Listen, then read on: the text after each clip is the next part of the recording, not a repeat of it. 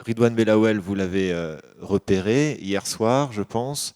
Par contre, vous n'aviez peut-être pas vu Hélène Larieux, qui est la monteuse du film et qui nous a rejoint, merci. Alors, Ridouane, je voudrais qu'on commence par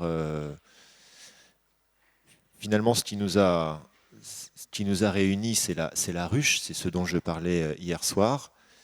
Et je rappelle donc que la ruche s'adresse à des jeunes auteurs, réalisateurs autodidactes, finalement pas encore auteurs-réalisateurs, en voie d'eux, mais autodidacte, ça veut dire arriver au cinéma par soi-même, en, par la marge, je dirais. Alors toi, comment t'es venu au cinéma, comment tu es arrivé à postuler à la ruche, au sens... Ouais, vas-y. Vous m'entendez? Ouais. Et ben moi, comment je suis arrivé au cinéma, je suis pas rentré par la fenêtre, je suis rentré par les égouts. Non, en fait, comment je suis arrivé au cinéma, depuis tout petit, je regardais des films avec mes oncles qui avaient des collections de VHS. Et puis j'ai toujours été attiré par l'image et tout ça. Et j'ai aussi une formation de projectionniste de cinéma. J'ai appris sur le tas le métier de projectionniste. En fait, j'ai commencé comme ouvreur dans un multiplex dans mon quartier. Et le patron, il a vu que je travaillais bien. Il y a un projectionniste qui a démissionné, qui était parti travailler au studio Éclair. Il a vu que je travaillais bien, que j'étais un passionné de cinéma, que j'étais curieux, que j'étais tout le temps fourré avec les projectionnistes en train de poser des questions et tout ça. Donc il m'a proposé de me former sur le tas et puis de prendre le poste de la personne qui était partie. Donc j'étais au cœur de la transition 35 mm numérique. Donc je sais travailler sur les deux. Et à l'issue de l'avènement du numérique, quand ça a pris de l'ampleur, j'ai perdu mon boulot et je suis rentré dans une école d'acteurs. Et à l'issue de ce cursus d'acteur, au bout Tu peux dire le nom de cette école? le nom de cette école, c'est l'école Miroir, c'est à Épinay-sur-Seine. C'est une école qui s'est ouverte pour les gens issus des quartiers populaires qui n'ont pas les moyens de se payer les grandes écoles, genre Cours Florent et tout team, quoi. Donc je suis rentré dans cette école, j'ai fait un cursus de 3 ans avec un tronc principal qui était le métier d'acteur de théâtre et de cinéma. Et à côté, on a appris aussi des bribes des métiers de l'audiovisuel. Donc l'écriture de scénarios, tout ça. Et en sortant de cette école, j'ai joué dans un court-métrage qui s'appelle Le Dernier des Céfrans. Céfrans français en verlan. Donc qui a eu du succès, qui est parti jusqu'au César en 2016, qui a été diffusé ici aussi, je crois. Oui, c'est un film qu'on avait programmé. Puis après, je suis rentré dans une agence et j'ai postulé à la ruche. Entre-temps, j'ai joué dans d'autres courts-métrages. Puis après, je suis rentré à la ruche et après, ça s'est enchaîné, quoi. Mais ce travail d'écriture de scénario, c'était nouveau pour toi, ou pas? Non, c'était pas nouveau en fait, parce que j'ai toujours écrit, mais la méthode que j'employais, elle n'était pas académique, si je puis dire. J'écrivais en fait un séquencier dialogué tout de suite, sans passer par les étapes qu'il fallait, quoi. Et donc, en venant à la ruche, ça a été plus qu'un simple stage ou un simple tremplin, je sais pas. Ça a été vraiment formateur pour moi en fait, parce que j'ai vraiment appris les méthodes, les étapes à ne pas brûler pour écrire un scénario. Et tu t'es senti à l'aise dans cette écriture ou pas? Bah, au début, c'était difficile parce que moi, j'ai planté quelque chose, je suis venu avec ma méthode et j'ai planté quelque chose très loin avec mes habitudes. Et pour se défaire des habitudes, c'est compliqué, quoi. Donc j'étais une barre de fer un peu tordue et puis on m'a remis droit, quoi. Voilà. Je le disais, nous on propose donc 3 résidences qui s'échelonnent sur plusieurs mois. Et puis le dernier temps, c'est de vous proposer de rencontrer des producteurs qui ont lu votre projet et d'avoir un entretien avec eux. C'est là que tu as rencontré Mathieu Bonpoint, Mezzanine Film. Mezzanine Film, c'est une société installée à Paris, comme grande majorité de la profession.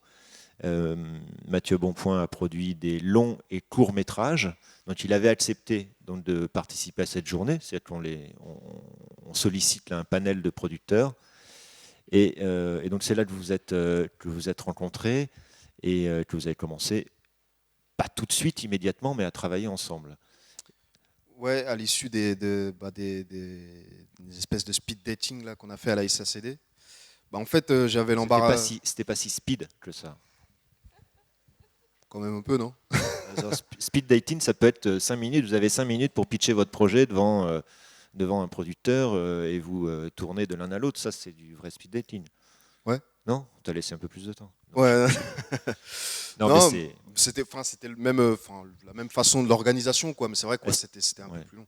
Parce que je Mm. pense que ce qui est compliqué ce jour-là, même si moi je me dis, bon, on prend une demi-heure, trois quarts d'heure pour échanger avec un producteur, bah, c'est souvent la première fois, en fait. Alors, je ne Mm. sais pas si c'était le cas, mais c'est pas. Là, il y a une problématique. Vous êtes jeune cinéaste aspirant avec un projet de film sous le bras, et c'est souvent la première fois que vous échangez avec un producteur. Moi, pour ma part, c'était pas la première fois. Ouais. Après, pour les autres, peut-être, mais pour moi, non. Mais ouais, et puis après,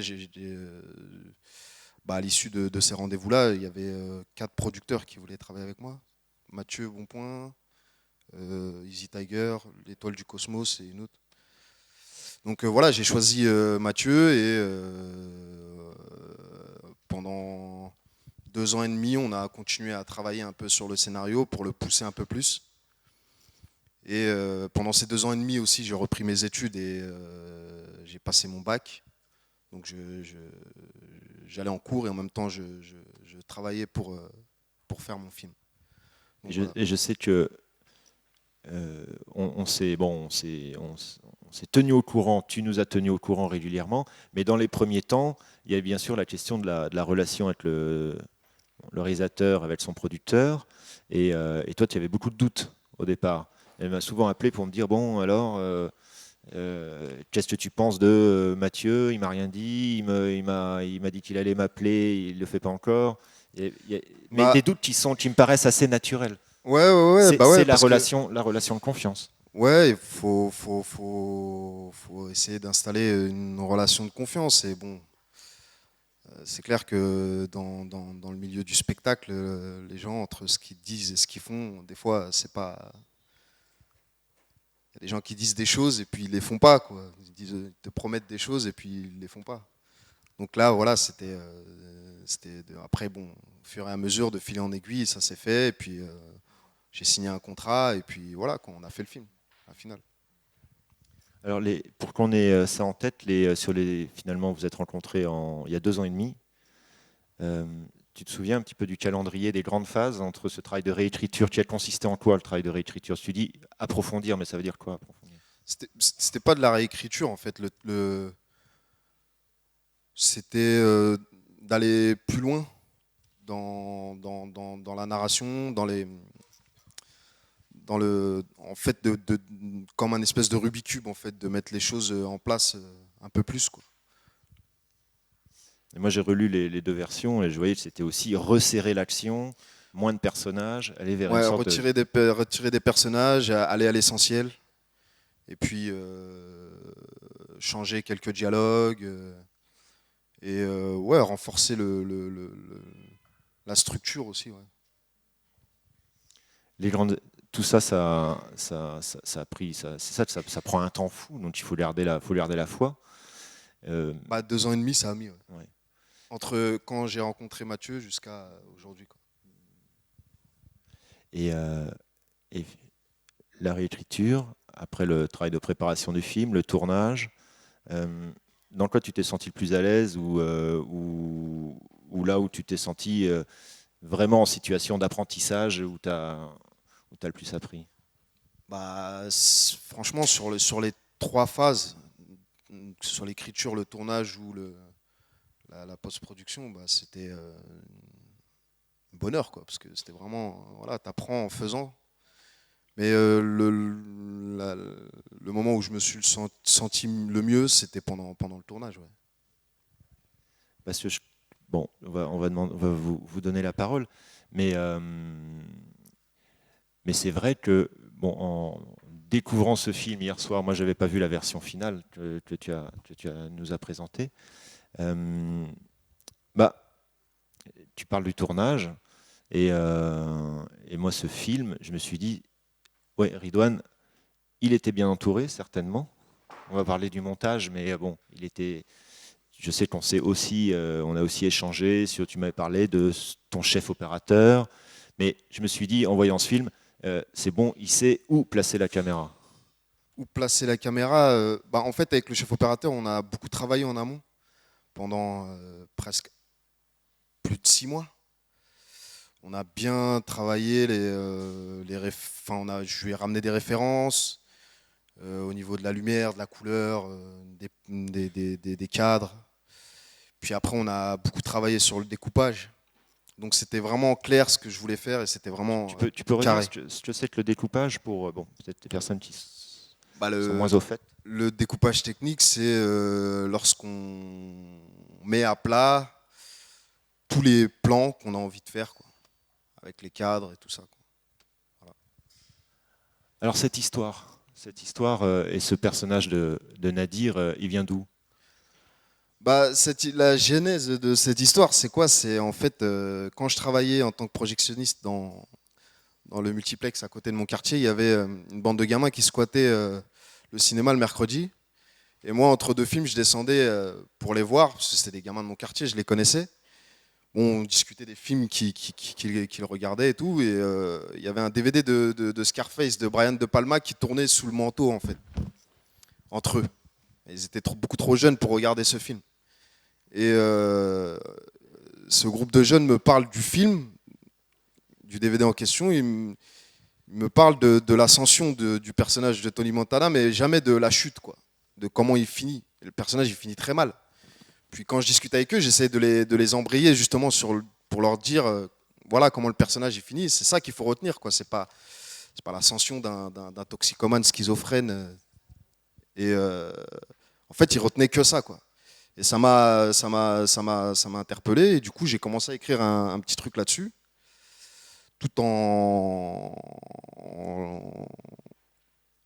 allant de l'avant. J'ai commencé avec la ruche et tout ça, à rajouter des choses que j'ai vécues quand j'étais enfant, quoi. Donc tu es parti de là avec des directions en tête. Est-ce qu'on peut dire des partis pris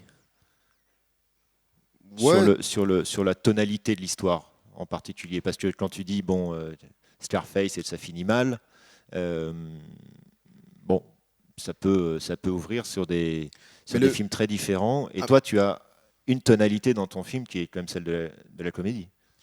oui, non, bien sûr, mais c'était, moi, justement, ça me faisait marrer, ces gamins qui regardent ce film et qui voient que l'ascension et qui voient pas la fin, quoi. Comment il finit. Le fait qu'ils me racontent en fait le film de cette façon-là, j'avais écrit une première version qui aujourd'hui n'a plus rien à voir. Mais ouais, la genèse en fait du film, c'est ça, quoi. Alors, je reviens sur cette dimension de comédie, parce que tu y es très attaché.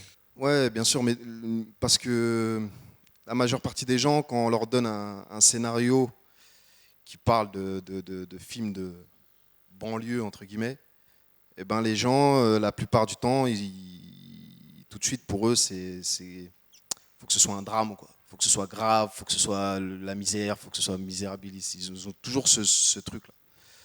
Alors moi, je voulais complètement partir à l'opposé. Je voulais faire une comédie, que ce soit léger, frais, tout en parlant de certaines réalités qu'il y a dans les quartiers populaires. Et donc, dans la caractérisation des personnages, avoir toujours cette idée en tête. Je voyais en lisant très très vite une ancienne version que comment s'appelle-t-il, le dealer Rafik. Rafik, dans un scénario, il est dit qu'il a une superbe, enfin qu'il a une voiture de sport noire. Ouais. Là, il m'a semblé qu'il avait changé de voiture. Ouais, parce qu'en fait, au début, ouais, bien sûr. Ouais. Au début, comment je l'avais imaginé dans une version, c'est vraiment l'archétype du caïd. Moi, je l'avais vraiment imaginé comme ça. Mais je me suis dit, pour aller dans une comédie, il faut vraiment que ça aille, que ce caïd-là, il faut que ce soit autre chose, quoi. Faut qu'il ait un côté aussi attachant, quoi. Faut qu'on l'aime. Je voulais pas que ce soit une ordure finie, quoi. voulais qu'il soit drôle aussi, qu'il soit attachant. Que tous les personnages aient leur chance. Absolument. Merci. Oui, je me demandais comment vous aviez choisi les personnages. C'est des castings, c'est des gens que vous connaissiez? Les personnages ou les acteurs? Les acteurs, ouais, enfin les acteurs, pardon. Bah, les acteurs, en fait, en écrivant, j'ai pensé je pensais à Anissa, l'actrice qui s'appelle aussi Anissa Alali, et à Foued Amara à la base, pas à Dali Ben Salah. Et Foued, en fait, comme on a repoussé la première prépa, elle n'était plus disponible. Du coup, je suis parti sur Dali Ben Salah. Et ça a super bien marché. Et le seul moment où j'ai fait un casting, c'était pour les enfants, en fait. Mm. Sinon, j'avais des acteurs en tête. Le tournage a duré combien de temps? Le tournage, il a duré 10 jours. Et tu as tourné à quel endroit? J'ai tourné à Pantin, à la Cité des Courtilières. C'est un décor que tu connaissais ou ça... Oui. Et 10 jours, c'est combien de rush? En termes d'heures? Bah, je ne sais pas, c'est-à-dire qu'après j'ai envie qu'on parle un petit peu du montage. Donc Bah, qu'est-ce que tu... Belle transition pour le montage. C'était environ 2 heures, je crois, 2h30 de rush. Le tournage a été assez efficace en fait, parce que je pense que Ridwan a pensé à son film depuis le début en termes d'image. Donc il a tourné très peu de prises, ce qui fait qu'au montage, des fois on peut avoir 16, 15 prises, et là on en avait 8, 3, 4. Et donc la matière était là dès le début. Et c'est rare pour toi en tant que monteuse d'avoir si peu de prises? Je suis habituée à travailler sur des longs métrages aussi, donc je pense que je me suis habituée à avoir beaucoup plus de prises que ça. Sur du court, c'est assez rare. Après, je viens du documentaire, donc c'est aussi notre écriture. Mais c'est rare, mais c'est une rareté assez précieuse dans ce sens, je trouve. C'est que Ridwan, dès le début, il savait.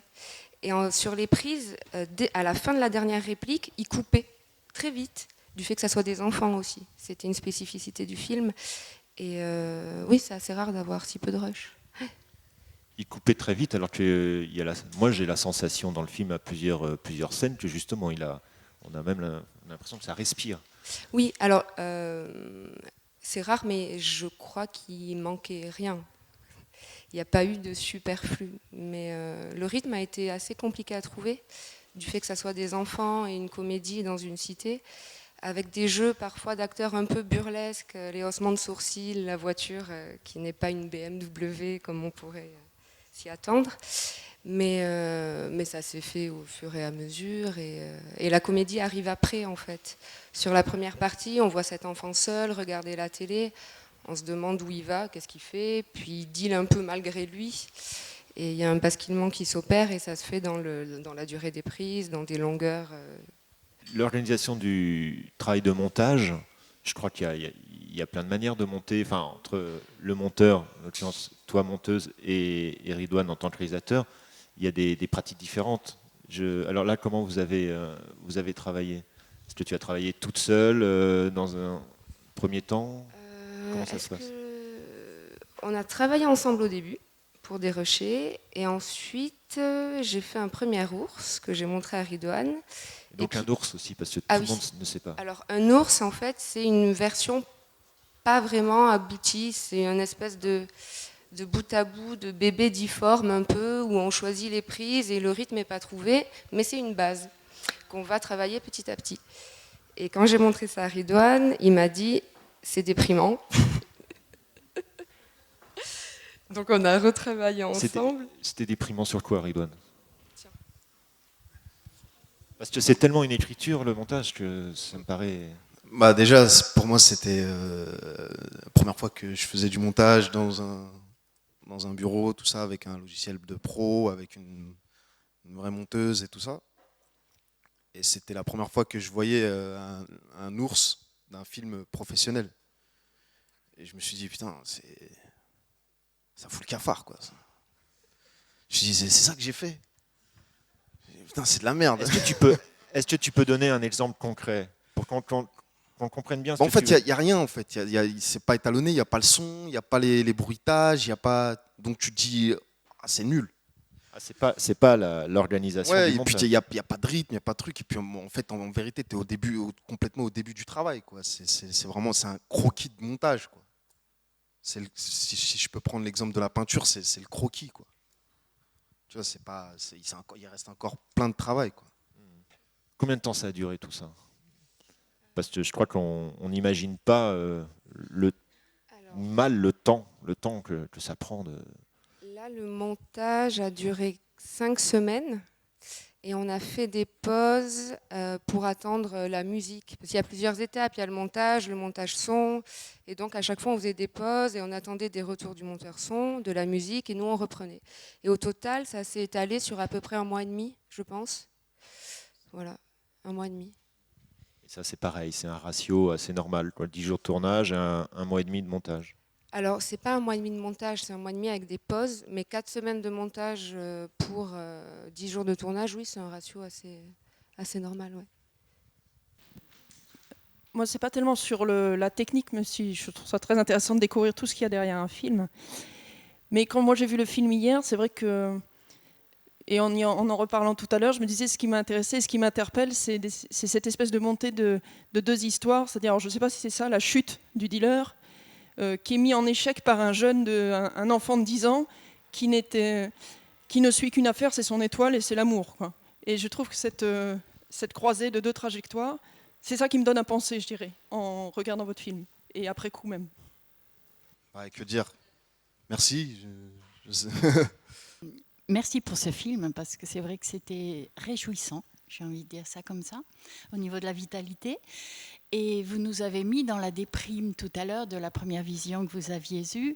Et comment vous avez réussi à restaurer justement cette vitalité qui manquait à la première, à ce que vous veniez de rencontrer comme expérience, d'une perte de ce que vous aviez fait, puisqu'il y avait un montage qui avait enlevé, j'imagine, cette vitalité. Parce que moi, en fait, déjà, pourquoi la majeure partie, je crois que tous les réalisateurs dépriment quand ils voient il y en a, ils dépriment au Desroches, il y en a, ils dépriment à l'Ours, puis il y en a, ils dépriment pendant tout le montage. Moi, ça va, je suis monté crescendo quand même, ça allait mieux après. Mais ouais, en fait, on déprime parce que pendant des années, on imagine quelque chose, on ancre quelque chose dans sa tête, puis après, on voit cet ours-là, tout naze. On se dit, ah ouais. C'est-à-dire qu'on a effectivement Ouais, un rêve de film, et puis il y a l'atterrissage. Oui, parce que le film, moi, je l'ai visualisé de A à Z, quoi. Alors, quelles scènes ont été plus difficiles à monter? On a enlevé une scène On a enlevé 2 scènes pour des questions de jeu et de mise en scène. Ce qui a été compliqué à monter, c'est pas des scènes en particulier, mais c'est du fait que ce soit des enfants qui jouent. En fait, on s'en rend pas compte, mais entre chaque prise, les enfants proposaient plein de choses, des tons différents, des gestes différents, et entre les prises, forcément, on a envie de garder le meilleur, mais c'est par accord. Donc, par exemple, quand ils jouent à la play dans la chambre, il y a des coupes qui sont très brutales en termes de montage et qu'on a assumées, parce que dans une prise, ils rient et ils improvisent un texte, et nous, ça nous a fait rire, donc on s'est dit on le garde. Et la réaction du jeune Nadir est mieux dans un autre plan, dans une autre prise, dans un autre plan, donc on garde les 2. Et ça a été comme ça un équilibre presque j'ai envie de dire, de maladresse à assumer parfois, tout en se disant ce qui compte, c'est l'émotion et l'empathie envers Nadir, et c'est ça qu'il faut garder. C'est ce qui nous a fait rire, sachant qu'on est hyper différents, on vient de 2 milieux différents, 2 endroits tout à fait différents, et si ça nous faisait rire, c'est que ça allait faire rire, en fait. Et d'ailleurs, le casting de ces enfants, comment tu les as trouvés, ce petit Nadir, et puis bon, les quelques autres? Mathieu, mon producteur, il m'a mis un directeur de casting dans les pattes. C'était, ouais, le directeur de casting, les gamins, je crois qu'ils me comprenaient pas en fait. Ils me ramenaient des gamins, ils me ramenaient des petits génies qui sortaient de Neuilly, tout ça. Ils comprenaient pas trop en fait ce que je voulais. Je voulais un petit garçon qui a de la gouaille, qui a pas peur, tout ça. Et bon, j'ai vu plein de gamins, ça fonctionnait pas. Après, on a changé encore on a pris une directrice de casting qui m'a ramené des gamins un peu mieux. Puis j'ai vu, ça fonctionnait pas non plus. Et puis j'ai vu une vidéo. Et là, j'ai vu un petit gamin qui se présente, qui parle et tout ça. Et j'ai kiffé sur lui tout de suite. Et je me suis dit, ça va être lui. Bon, j'ai continué le casting pour voir si j'allais avoir mieux. Et en fin de compte, j'ai pas eu mieux. Et puis, je suis parti sur Ethan, quoi. Bah moi, en fait, quand je le vois, le film, je vois plein de défauts, je vois plein d'erreurs. Et Alors, lesquels? je vais pas vous dire. Si. Ah non. T'en as dit trop. Ah non. Je peux pas vous dire les erreurs, les défauts, tout ça. Ça, je les garde pour moi. Ça, c'est des secrets. Le film, maintenant, il est à vous et vous le gardez comme vous l'avez vu. Et Hélène, tu as découvert le film hier. Ouais, en grand écran en tout cas. En grand écran. Ouais. Et toi, tu vois des défauts de montage? Ah bah oui, terriblement. Vas-y, Oui. Alors, si tu peux non, bien. je vais pas balancer devant tout le monde, mais terriblement. Parce que, en fait, quand on travaille en montage, on travaille sur un petit écran. Et du coup, c'est pas quand on voit le film sur grand écran, les plans paraissent beaucoup plus longs ou les durées paraissent pas justes. Et ça a été assez révélateur hier soir. Mais de toute façon, la question en montage, la question principale, c'est est-ce qu'on sert l'histoire et est-ce qu'on va au bout des rushs? Et la troisième question, qui est pour moi la primordiale, c'est est-ce que le réalisateur va avoir des regrets? Et je pense que ça, c'était une question qui venait à peu près tous les jours. C'était mais est-ce que tu regrettes? Non. Est-ce que ça va mieux? Ouais, ça va mieux. Puis à la fin, on a fini par manger beaucoup d'éclairs à la pistache et beaucoup de tartes au chocolat. Et là, je me suis dit, bon, voilà, Ridwan est satisfait. Alors moi, je ne connais rien au cinéma, aux techniques du cinéma. Un film, je le regarde, il me plaît ou il ne me plaît pas. Voilà, je ne me pose pas plus de questions. Et votre film, j'ai beaucoup aimé. Donc, merci. Eh ben merci. C'est bon, je crois qu'on peut tous rentrer chez nous. C'est fini, j'ai un doux. Mais il y a quand même dans ce film plein de sujets qui sont en sous-texte. À travers toutes les bonnes comédies sont en fait des films très sérieux. Alors, juste moi pour terminer, le titre du film, parce que je me souvenais pas que ce que tu avais écrit à La Ruche, qui était donc la gestation de ce film, ça s'appelait... Ça s'appelait Le Monde est à toi. Et pourquoi tu n'as pas gardé ce titre? Parce que pendant... C'est un beau titre, Le Monde est à toi. Oui, mais heureusement que je l'ai changé parce qu'il y a Romain Gavras là, qui a fait un film qui s'appelle Le Monde est à toi aussi. Du coup, heureusement que je l'ai changé. Mais oui, Ça pourrait être le sous-titre, entre parenthèses, Le Monde est à toi? ouais, bien sûr, ouais, parce que c'est l'évolution d'un petit garçon qui tue un peu le père là à travers cette chemise et puis qui grandit, quoi, qui s'émancipe un peu. Mais ouais, et puis le nouveau titre, il est venu par hasard avec la fille qui m'a aidé à donner le dernier coup de boost au scénario quand je travaillais avec Mathieu.